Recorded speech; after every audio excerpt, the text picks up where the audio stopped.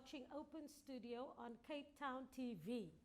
I'm your host, Celeste Florence, and today we have our special guest, Amy Foundation, who will be telling us more about the importance of each and every, not only little student, but even the older ones, the importance of knowing maths and learning more in detail about maths. So today, ladies, welcome. Before we begin, tell us who you are and more about the organization that you're running. Okay. Liesel, you want to start and then I'll finish? Yes, so I'm Liesel. I'm currently running 2 centers in the Bonteheuwel community. We run after-school programs within the community from Monday to Thursdays between 2 to 5 p.m. Yeah, so we got different programs running like maths, which is part of academic support, arts and culture, that's dance, and also some sport, that's netball and soccer. Fantastic. Hi, Celeste. I'm Michelle. And I do the PR events and fundraising for the organization. Lovely. The organization was initially named after Amy Beale, who was an American student who was killed in Gugulethu in 1993. Her parents then committed to the South African population and specifically the township of Gugulethu to hopefully bring about a change. And after Amy's death in 1993, 4 young men were jailed for her murder. They then served 5 years of an 18-year sentence. They applied for amnesty through the TRC, which they were granted with the support of the Beale family. And those 2 men worked for the foundation as well. So there was a bond formed between Linda and Peter Beale, who were Amy's mom and dad, and Easy and Tobacco. And for the longest time, we were called the Amy Beale Foundation. Just after Amy's anniversary, it must about 20 years, Linda decided that she wanted to move on. By that time, she had 3 remaining children, many grandchildren, and because she was traveling from coast to coast and back to South Africa, she wanted to spend more time with her family. And so in 2016, she requested that the name changed, and we then dropped the surname Beale, and we then became Amy Foundation in 2016. And like Liesel says, our main focus has always been our after-school programs. And currently we have 3 sites where we run these programs, 2 in Bonteheuwel, 1 in Gugulethu. And we've decided that one of the greatest challenges currently that South Africans face is our unemployment rate. And so what we've decided to do is start our youth skills development program, which focuses on our 18 to 35-year-old unemployed youth. And we try to teach them different things.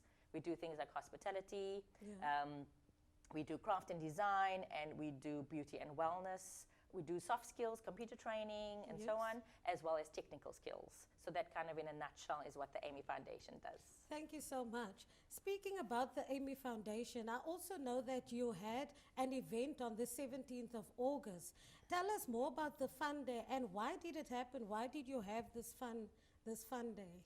Okay, I currently met the one of guests that always visited the foundation at one of our breakfasts. That's called the Ubuntu breakfast.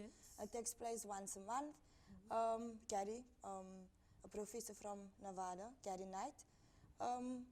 We had a couple of meetings and we started having this discussion about maths and what it can really do in the community, especially with the learners that are struggling with maths.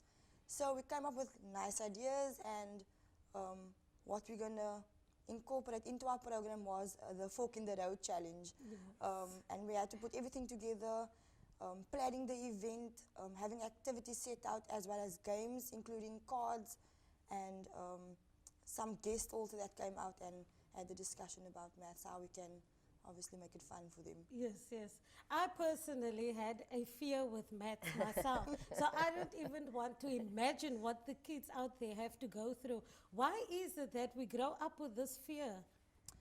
For me, I think it's the numbers. Like, as the numbers grows, like from 1,000 to 1,000,000, they obviously try to struggle. And I think it's also reading is mostly important. If you can't read the question paper, you won't understand how to complete your maths test or task or project or anything and so forth. That is a huge challenge.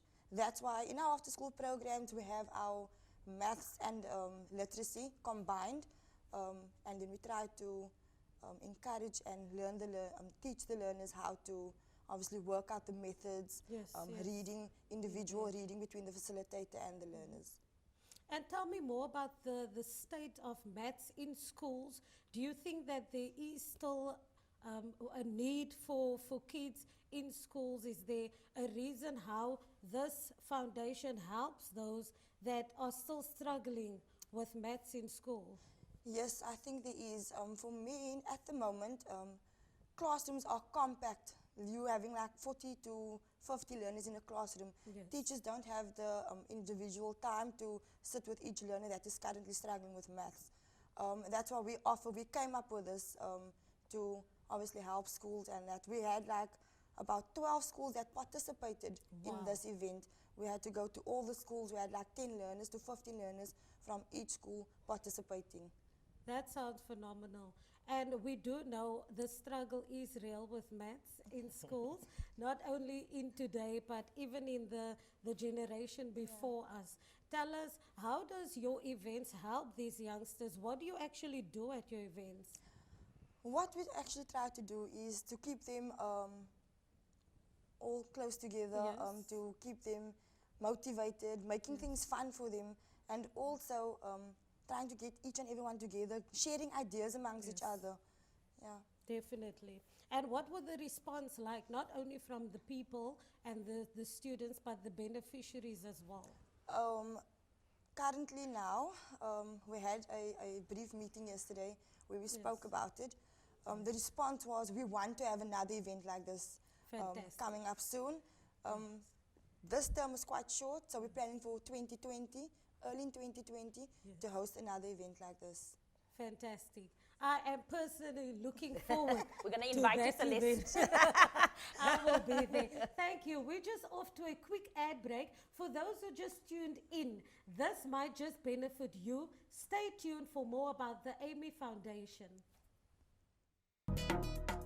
We are back on Open Studio with our Amy Foundation, who not only tells us more about the importance of maths, not only today, but for the future generation.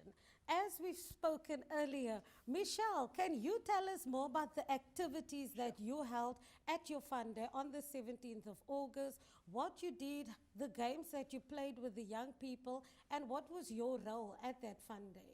Okay, thank you, Celeste. So being part of the PR events and fundraising team, it's obviously important that we build relations with the schools. Yes. So we invited 12 schools from the surrounding area, and one of them was Bonteheuwel High School, Mimosa, Moderdam, and so on. And so through the partnership of Bonteheuwel High School, we were able to actually host the event there in their new hall, which is fantastic. And so really what we wanted to encourage was the love of maths, but also so some kids get a little bit scared by it, and we wanted to show them that there's nothing to be scared of. Yes, definitely. And so through Professor Knight, he kind of used different methods. So we did a little bit of role play. We did some kind of card games. Yes. They spoke about the fork in the road, where we had two representatives pretending to be robots. Oh, wow. So that was quite fun. And so you could only ask yes and no questions, I think, Liesl? Yes, and that's so through those questions, you were able to determine who was the truth-speaking robot and who was the lying-speaking robot. But it was kind of a more kind of interactive game that each of the kids were divided into groups, and so they had to come up with specific questions. So that was one of the areas. And then what we decided to do was to break down certain of the groups into classrooms, because as you know, when kids are in a group, they tend not to always participate. And so if you break down those groups, they are kind of put into a corner where they feel they have to participate. Yes, yes. And so we did things like trigonometry, which was my worst. We did things like triangles, what kind of triangles, and that was taking me back to my standard 8 years. What is standard 8 now, grade 10? Grade 10. And they were asking about isosceles triangles, and ik weet nie wat anders triangles nie. And then we moved on to kind of just like basic word questions. And what was quite nice was you were able to spend half an hour in each classroom, and then we rotated amongst. So you were able to, I think there were about 6 or 8 teachers that were able to then give their experience. And there were some brain teasers that, as an adult, I actually couldn't figure out myself. Thank God for cell phones. Thank God.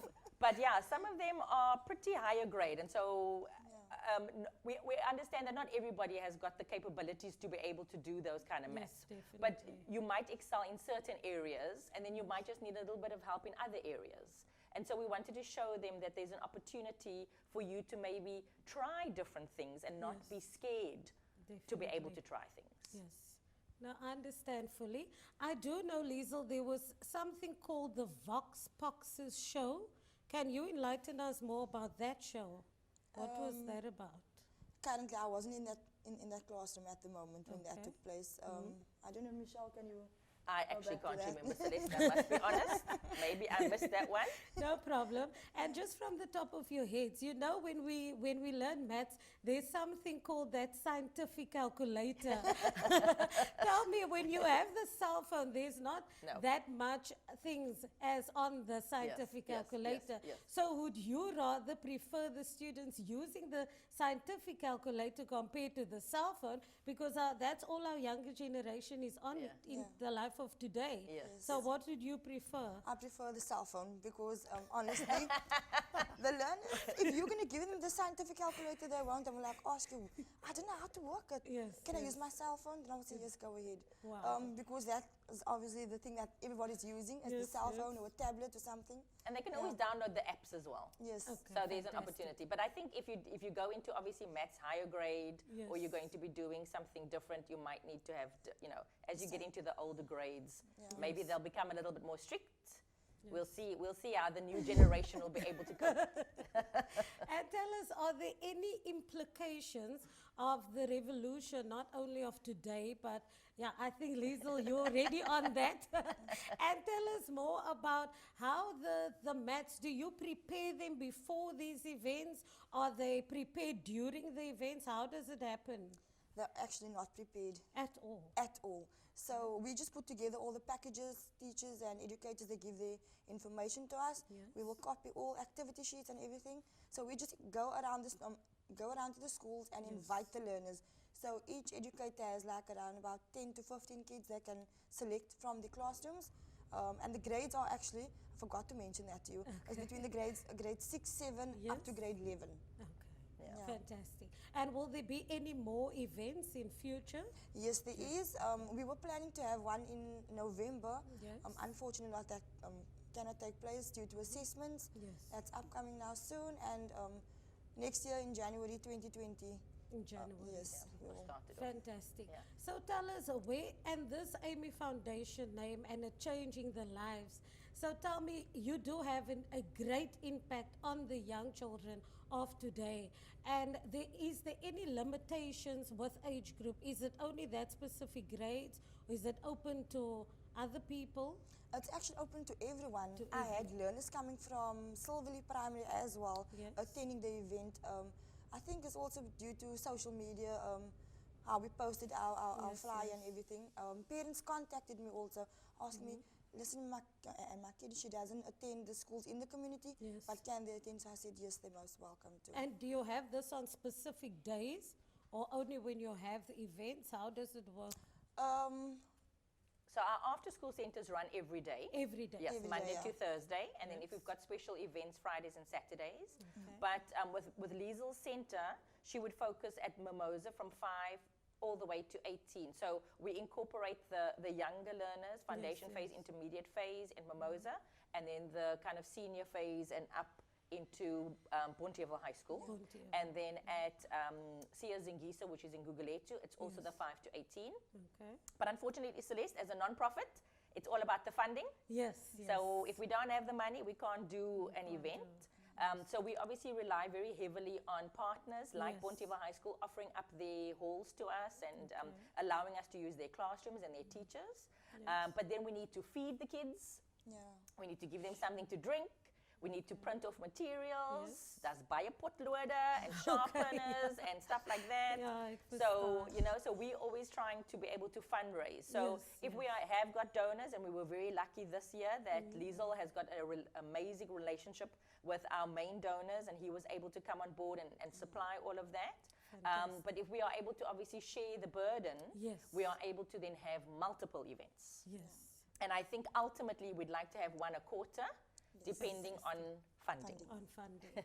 So if you are a donator out there and you do have some extra cash in your pocket, whether you're a family, a corporate, whether you're any organization who are able to invest in the Amy Foundation, here we have all the details. Please do get in contact with us.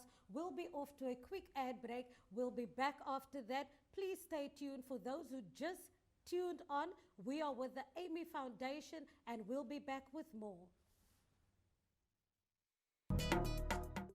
Welcome back on Open Studio with my special guest, the Amy Foundation, who has just informed us about the need in our communities to know more about maths. And for every youngster out there, we are reaching out to you. Take your books, take your calculator, because this is for you.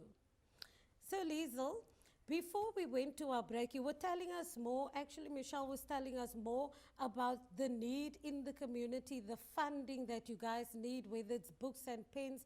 Tell us more about that. Go, Liesl, you start. Okay. Yes, we do need a lot of stationery, paper, books, storybooks, and so Yes. forth. We need a lot of them because we work with these kids on a daily basis, and obviously we run out with Yes, stationery. definitely. And to equip them and upskill them with knowledge, we need all these equipment, stationery, just to upskill them and to give them that knowledge and to encourage them that you can do it. Definitely. It doesn't like matter from which background you're coming from. Yes. You just need to stay positive in life also. A lot of our kids, I mean, they are so resilient. I mean, you know what's going on in Bonteheuwel at the moment. Thank goodness that we've got the protection, hopefully until March, I think, next year. Fantastic. So at least our kids are a lot safer now, we hope, than they were a few months back. But unfortunately, when it comes to the overcrowding in the classroom, the drug abuse, the amount of gangsters Yes. that Yes. are running rampant in Bonteheuwel, sometimes the kids are too scared to cross a road because So you've got true. opposing gangs. So for us, it's about the changing lives of these young children. And we can't do it alone. So we're very much about collaboration. We're very much about partnerships. Yes. And not everybody is equipped to want to do maths. So, and Liesel's mentioned, we obviously do literacy as well, but we also try to encourage the foundation phase kids. And foundation phase kids, they learn by, touching things. So Yes, if we yes. had to have paint, if we had to have like soccer balls or Yes. tennis balls, puzzles. Oh, wow. They love doing the mazes Oh, the and the mazes. color by number, know. Yes, yes. But in order for us to do printing and to color in, we need crayons, we need Yes. paper. So, even if you can't afford to give us money, if for example, you've got kids that have gone through school and you're thinking, what am I going to do with all these books? Or I've got so many crayons left over, please come and donate them to us. Indeed. We will never say no. There is always a need. Yes. We can sometimes have 200, 250 kids in our programs Wow. at each of the sites. So you can imagine the need is huge. If you've got old school shoes that you no Yes. longer need, socks, school uniforms, school Yes. bags, lunch boxes, they love water bottles. Yes, they do. Bring us their water bottles. Yes, definitely. So yeah, there's always an opportunity to get involved. If you don't have that and you've got time, Yes. come and spend time with us. Come and maybe get a book, sit with 2 or 3 kids and just Yes. read. We want to be able to keep them safe. Yes. We want to keep them in our programs. We want to keep them away from all the negative things that are in Bonteheuwel, in Gugulethu. Yes. And we want to be able to show them that they don't have to be hopeless. There is hope. So And true. to kind of remain positive. Yes. And that's why Liesel's programs are so phenomenal, because through her programs, and she's got such a dedicated bunch of facilitators Wow. that will give anything to make sure That's that those kids in their programs are safe. Yes. And they are always wanting to do things. Let's go on an outing here. Let's go to Greenpoint Park. Let's go to Muizenberg Beach. Let's go. Ja, maar waar kom je geld vandaan? Exactly. So, we obviously have to make sure that we want to balance both. Definitely. And so in order to make Liesel's life easier, Yes. obviously the more partnerships, collaborations and funding we can get, the more fun it is, the more events we can have, the safer we can keep the kids. Fantastic. So vir almal wat kyk, ons maak hier nie net geld nie, maar ons soek almal se tyd, ons soek volunteers, Yes. ons soek boeke, ons soek enige iets wat iemand kan gee Ja. vir die Amy Foundation. Asseblief. So sê vir ons as daar hoe kry ons vir julle op social media accounts en die tipe van dinge? Okay, so we try to cover all of the range because we Yes. know certain people are on certain sites. Yeah. So we are on Facebook as Amy Foundation South Africa. We are on Instagram as Amy Foundation SA. On Twitter at Amy Beale, which is our previous name before we changed the name. We've got our website, www.amyfoundation.co.za. You can email me, Michelle at amyfoundation.co.za. You can email Liesel at amyfoundation.co.za and donate to the next Matsi's Fun event. Come and visit us. We are at Sabran Park, Dagbreek Street, for those people that play golf, just straight down where Rondebosch Golf Club is. And our two sites are Mimosa Primary School and Bonteheuwel High School, which are in Bonteheuwel, and then Sia Zingisa, which is in Gugulethu. So come and visit us, come and spend some time, and like Liesel says, anytime between 3 and 5:30 in the afternoon. Fantastic.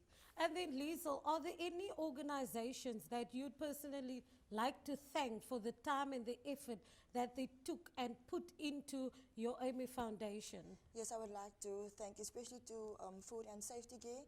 They are in Maitland.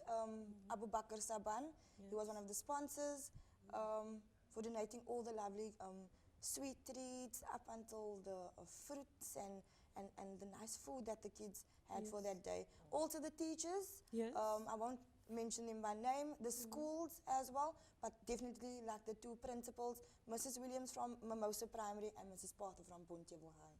Fantastic. So you're saying that they also donated food as well and juices and all those And type of things. certificates, and we've got little badges, button pens and badges. paper, and they basically took care of the entire event for us, which was phenomenal. That sounds phenomenal. I am so inspired just by listening to you ladies. I can only imagine what the young people take out from this program whenever they not only attend your events, but when they come to your foundation. And I just want to find out, is there any inspiring words that you have to the young people today that are doubting themselves when it comes to maths? Because we all have that fear, as I've mentioned earlier. Do you have any words to people that are watching today and to this young person who is tuned in? What would you like to tell? I think for us, and Lisa will obviously add her own because she on a day-to-day basis works with our young people. But if we look at the story of Amy Beale, which is a story of forgiveness and reconciliation and second chances. Because after the two young men were in jail, they then came to work with the foundation. Don't ever give up. There is always an opportunity for a second chance. Thank you. Thank you so much to the Amy Foundation, and thank you to each and every viewer who tuned in today. If you know somebody who is in need of learning maths and who is struggling, don't hesitate. Contact the Amy Foundation. Thank you. We are tuned in, open studio. Thank you for watching.